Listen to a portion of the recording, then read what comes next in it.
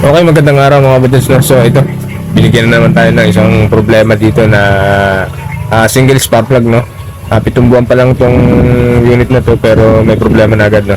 So idadiagnose natin ito dahil ang sabi ni customer ay galing na to sa pinagpagawa niyang kasa o marketing, so hindi nagawa, no? At pinalitan pa nga ng ECU, ganun pa rin, so nagastusan si customer dahil hindi na-cover ng warranty. So ayan mga kabadyads, no? So, idadiagnose natin yung unit dahil ang sabi ni customer nga ayaw bumatak.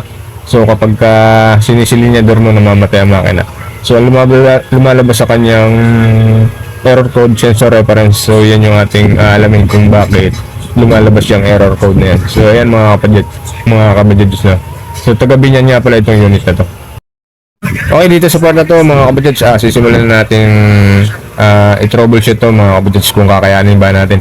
So ayan mga kabadyads, check ko muna yung kanyang ECU dahil ang nakakabit daw na ECU dito ay yung kanyang lumang ECU pa rin dahil pinatanggal niya yung kanyang bagong ECU at sobrang uminit. So ayan mga kabadyads. Okay, ito mga kabadyads, nahugot ko na yung ECU, no? Check natin. So ayan mga kabadyads, ang napapansin ko medyo merong damage yung ECU.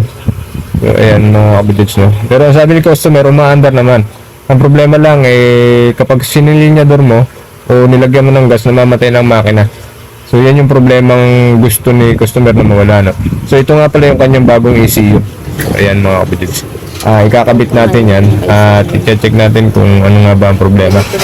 Okay, yan mga kabadyads, bagong bago yan at na-program na daw yan mga kabadyads, no? Pinaprogram na niya, binili niya. So ikakabit natin yan at i-check muna natin itong mga pin connector dito sa socket ng ECU, no? So ayan mga kabadyads, sinasaksak na natin itong pinaka kanyang guide ng pin at susunod natin yung pinaka ECU, no? So ayan mga kabadyads, at susubukan natin i-delete yung error code kung mawawala yung error code ng ECU, no? So ayan mga kabadyads, so dito sa part na to ay diagnose ulit natin kung madidelete na ba natin yung kanyang error code, no? So sensor reference ang lumalabas dito sa kanyang error code. So yan yung nagiging problema. Ayan mga kabadyads, no? Sensor reference, i-delete natin yan. So kung madidelete siya, so check natin ulit.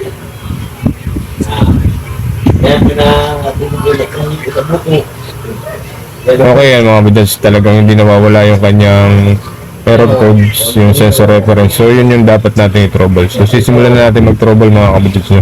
Dito sa part na to ay talagang kailangan natin ng masusing pag-trouble dito mga kabadyads. So update ko kayo mamaya kapag na-trouble na natin ng isa-isa to. At malamang sa malamang na medyo papahirapan tayo nito mga kabadyads. Yung mga ganitong issue medyo masakit sa ulo to mga kabadyads, no?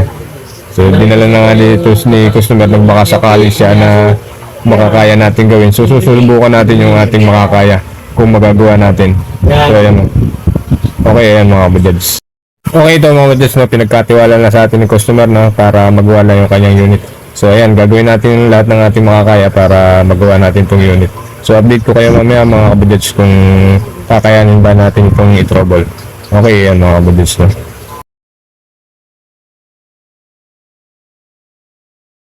Okay yan mga kabadyads, no? So medyo hiwa-hiwala yung wire niyan dahil sa pagta-trouble natin, no? So talagang napakahirap i-trouble kapag ganitong issue. So okay naman, papaanda rin natin. At yung kanyang socket ng ECU, siyempre meron tayong mga ni-repair dyan na wire, ni-repair na pin dito sa socket, no? Meron tayong mga ni-repair na ilang pin dito sa socket, sa socket ng ECU. So ayan yung mga tinanggal natin pin, no?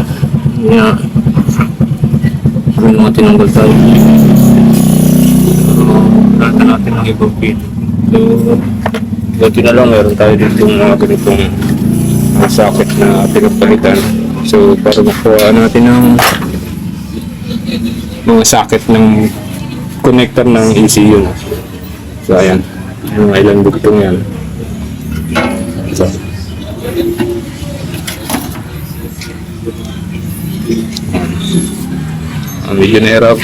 Medyo nahirapan tayo sa pagta-trouble dito ng mga kabadyats. At talaga namang ito ay galing na nga pala sa kasa. So ang naging kwento nito pinalitan na ng bagong ECU, no? So ito nga pala yung kanyang ECU. Ito yung kanyang ECU, no? So ayan, ito yung ECU niya na nakalagay. So ito yung luma, pinalitan ng bagong ECU yan. Pero ang sabi ni customer, palitan ng bagong ECU, so ganun pa rin, walang pagbabago yung problema niya. Kapag klase ni silinyador mo humahagok na at ayaw na humatak, no? So yun yung naging problema ni customer dito sa unit na to. Na-under naman siya, may minor, pero kapag nagcambio ka na at isisilinyador mo na, so ayaw humatak, namamatay na ang makina. Yun yung naging issue nitong unit na to. Ito yung single spark plug nga pala, no? So ayan, single spark plug yan mga kabadyats. So ito yung bagong version 236cc na Bajaj Sari. So ito yung kanyang ECU dati, no? So yan, pinalitan to. Pinabili si customer ng ECU, no? So ang pagkakaalam ko dito pagka ganitong halos 7 months pa lang to, pero hindi na covered ng warranty dahil si customer nag-provide ng bagong ECU.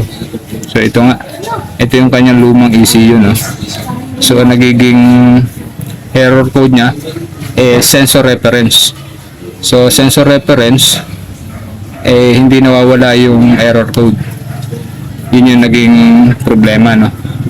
So mamaya i-testing natin ulit itong ECU na to. Pero nakakabit dito yung ECU ito bago yung ECU na nakakabit yan. So ito pa yung box. Ito yung box ng bagong ECU niya nakakabit. So papanda rin natin yung unit, no? Pero na-testing ko na kanina. Medyo pinapaliwanag ko lang sa inyo para magkaroon kayo ng idea kapag ganito ang nangyari sa inyong unit, no? Ayan mga kabadyats, talagang medyo mahirap. Kailangan lang talaga tiyagaan sa pagtotrouble kapag ganito ang problema. So ayan. Yan, single spark plug yan mga kabadyats, no? So ayan, papanda rin natin yung unit. Okay mga kabadyats, natapos na natin i-trouble yung mga wiring. So susubukan na natin uling i-reset o i-delete yung mga error code, no, kung matatanggal na yung mga error code. So ayan, dumami na yung kanyang error code, no, dahil sa pag-test natin kanina. So ayan mga kabadyats, medyo naging 4 na yung kanyang error code. So pero ito pa rin yung pinaka main niya, yung sensor reference. So i-reset natin, i-delete natin yan kung mawawala na ba o kung madi-delete na. So tapos na natin i-repair yung mga wire, na trouble na natin lahat. Okay mga kabadyats, no error code na, no? So wala nang error code yung kanyang ECU, na delete na. So ibig sabihin gaganda na ang andar nito mga kabadyats. So ayan, no codes sa ECU na mga kabadyats, no? Okay, ito mga kabadyats, no? So i-on natin. Ayan. Kapag nung hindi ko pa nare-repair, hindi nawawala itong MIL na to. So ngayon papanda rin natin.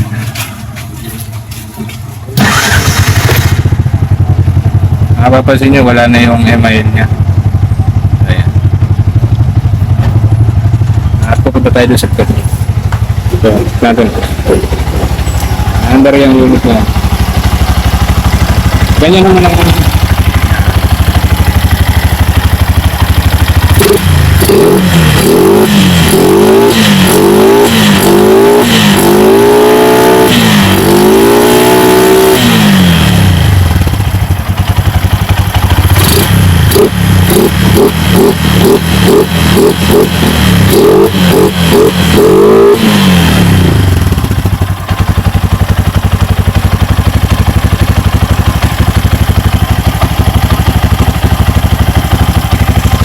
okay, mga kabadyats, na. So maganda na yung revolution niya, maganda na yung RPM niya, at hindi na siya namamatay kapag sinisilinyador mo ng mga kapadyad. So ang naging problema nito ni customer dito, yun nga, kapag umaandar naman siya, nag-minor naman siya ng maganda, pero kapag sinilinyador niya at nagpasok siya ng cambio, namamatay na. So yun yung naging issue niya. So ngayon, ito yung pagbabago niya, no?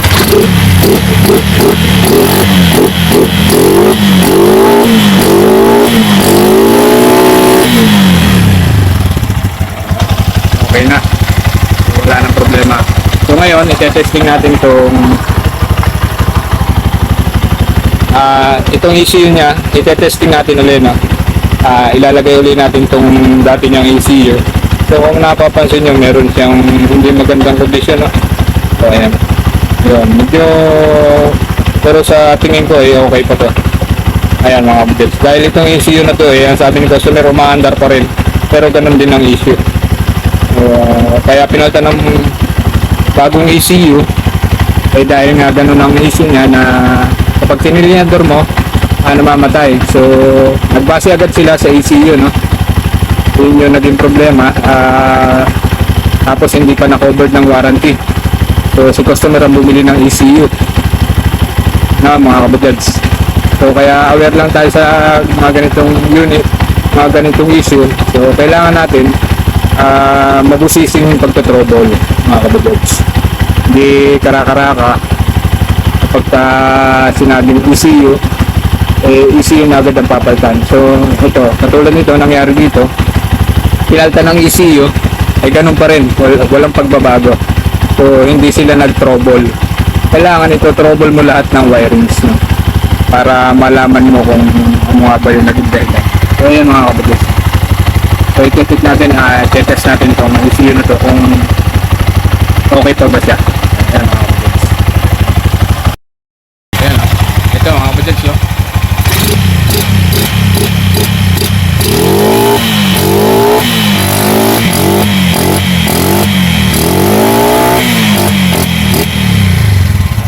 Okay ito mga kapatid, so paparinig ko sa inyo yung andar niya nung hindi pa natin natatapos si trouble. Yung andar niya nung hindi pa natin nagagawa yung dapat gawin dito mga kapatid.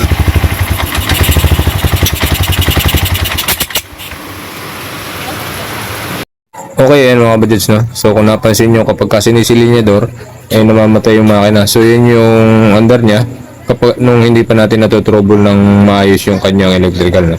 So yun yung ginawa natin mga kabadads. So yun yung issue ni customer dyan, na pinalitan ng ECU pero ganun pa rin yung kanyang naging problema. Kahit bagong palit na ang ECU, ganun pa rin, wala pa rin pagbabago. So kaya pumunta na dito si customer at pinahatak na lang niya yung unit dito sa ating shop sa Calamba, no? So galing siya sa Binyan, Laguna, no? So ayan mga kabadads, ang alam ko ito ay ginawa na sa kasa, sa marketing. At nagpa-program na rin siya ng kanyang bagong ECU.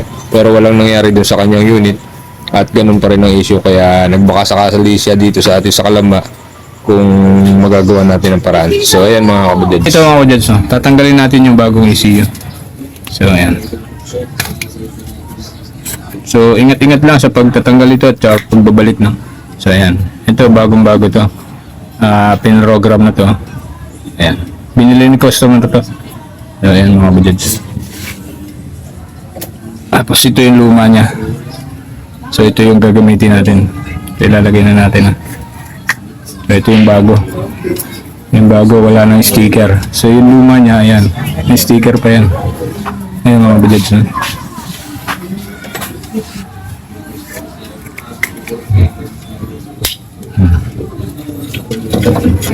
So ayan okay yan mga kabadads, nakalagay na, no? Papapanda rin ulit natin yung unit para matesting natin kung may problema nga ba yung ECU. Okay yan mga kabadads. Okay, start. Papanda rin natin yung unit na mga kabadads. Ngayon nire-revolution natin mga kabadads, no?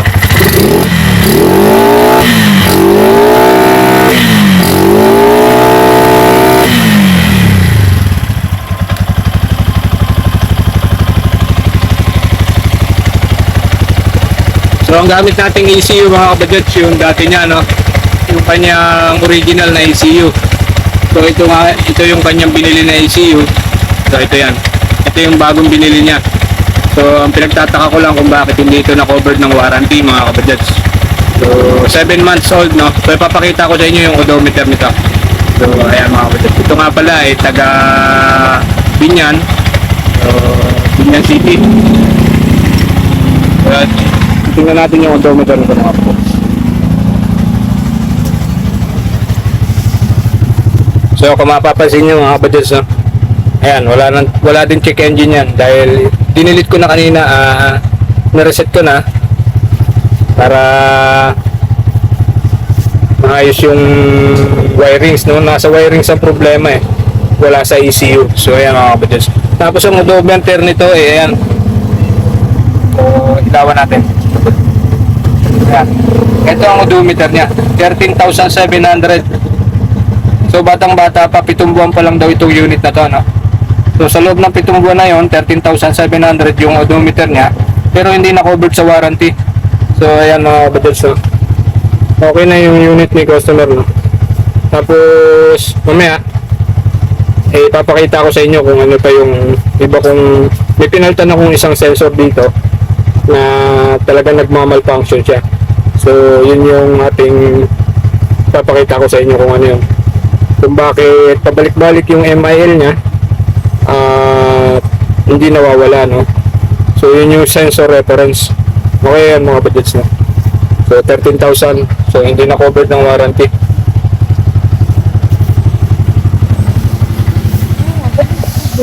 Ayan mga budgets, taga malamig toda, no? So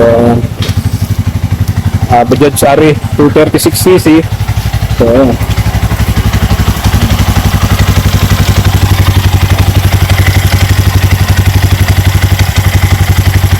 Okay na okay ang andar niya. Ang gamit nating ECU, yung dati niya, no? Yung dating ECU niya. So ito yung luma, yung kanyang binili na ECU na pinrogram. So pagkatapos ilagay ito, ganun pa rin, walang nangyari. Walang pagbabago din sa unit. Trouble na natin yung lahat. Ito yung andar niya mga kapatid ko.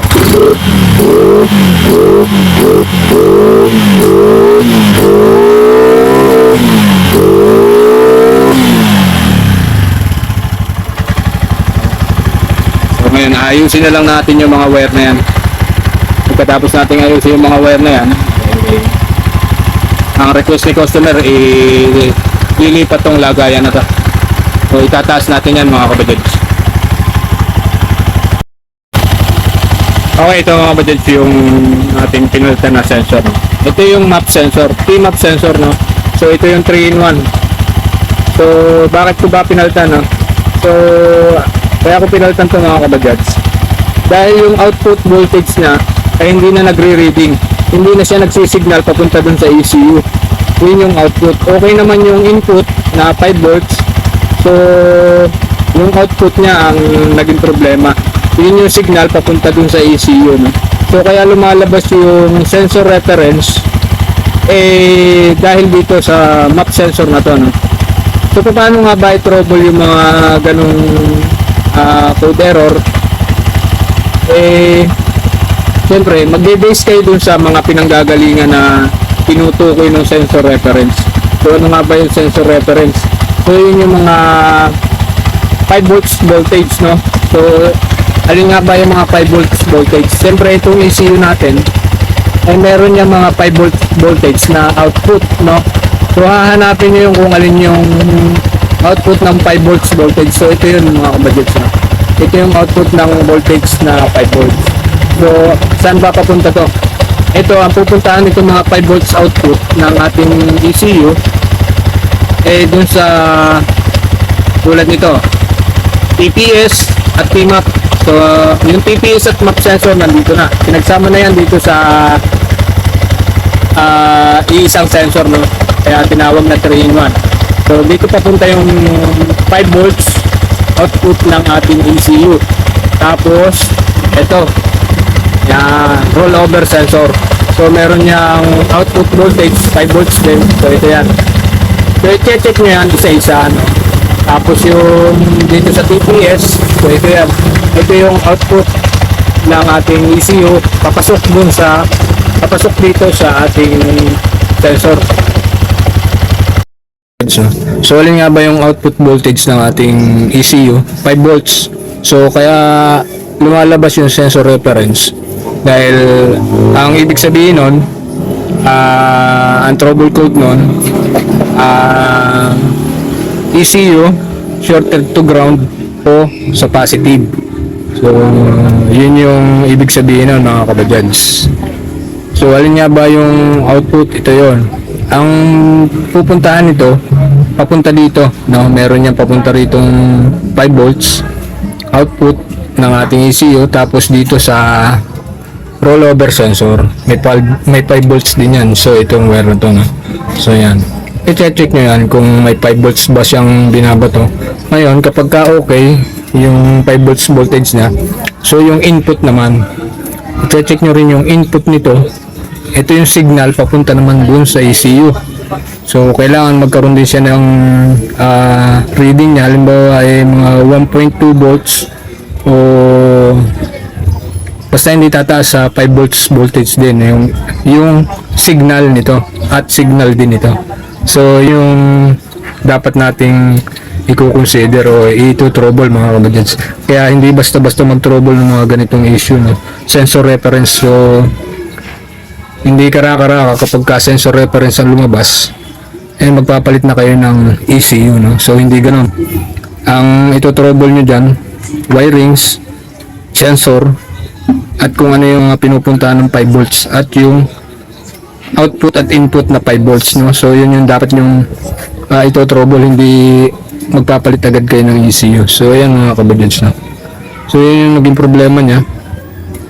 Itong kanyang map sensor, so hindi na siya nagsisignal, no? Wala na yung 5 volt signal niya papunta dun sa ECU. So dito nga papasok sa ECU, no? Tapos meron tayong mga ilang pinagpapalitan dito dahil nagkaroon na ng problema, no, mga kabadyans. So yan lang yung mga simpleng idea natin tungkol dito sa mga ganitong issue, no, mga kabadyans. Panda rin ulit natin, mga kabadyans. Dari yan.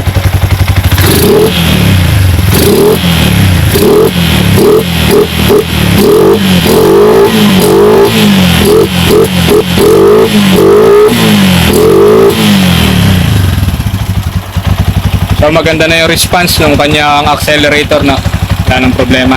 Ayusin na lang natin to. Tapos ito malamang sa malamang na ibebenta na lang ni customer o magiging reserva niya, no? So ito yung bagong ECU na pinrogram, no?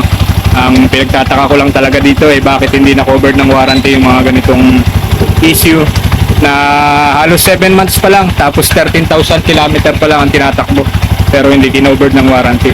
So ayan, mga kabadgets, no? So yan yung ating mga simpleng idea tungkol dito sa ating mga ganitong issue, mga kabadgets. At tinanggal natin dito yung, ayan, mga kabadgets, so tinanggal natin yung ECU dito. So doon natin ilagay sa taas. Ayan. Doon natin ilagay. Nice na rin natin yung electrical, tapos binalik na natin yan.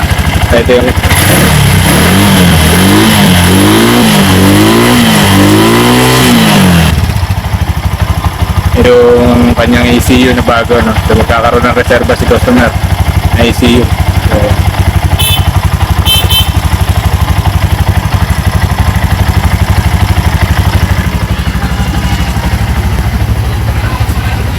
So wala na rin check engine na.